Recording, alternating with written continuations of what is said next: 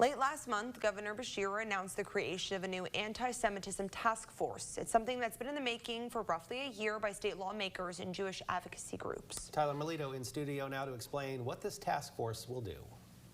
Since 2015, the nation has seen more and more cases of anti-Semitism, and leaders say the same is true here in the Commonwealth. That's one of the reasons why this new task force has been put into place to prevent continued acts of hatred.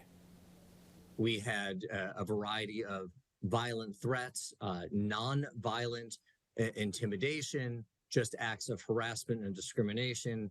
And I thought that it had been long overdue to aggressively address anti-Semitism. Representative Daniel Grossberg of Louisville has long been a champion for an anti-Semitism task force here in Kentucky, proposing a bill in February 2023 that would create such a committee.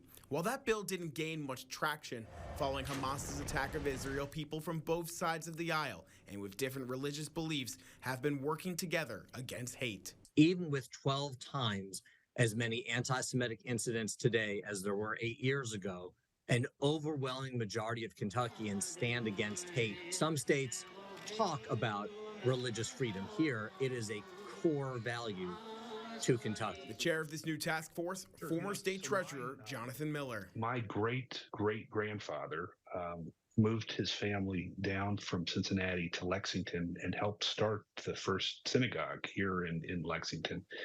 And so this is not only something that I'm passionate about, but it's very etched in my DNA. Was really honored when I was the first Jewish Kentuckian ever elected to statewide office when I was elected state treasurer in 1999. After October 7th, while some people may say they haven't seen anti-Semitism in their community, Miller can confirm it is out there in Kentucky. So much of what's happening is not necessarily visible within communities, particularly in smaller towns and rural areas in the state, particularly when you get to the larger cities, Lexington and Louisville. Just recently, bomb threats were emailed into some of our local synagogues in Lexington and Louisville. My daughter was teaching Sunday school and had to evacuate her kids when that happened. So what will this task force do?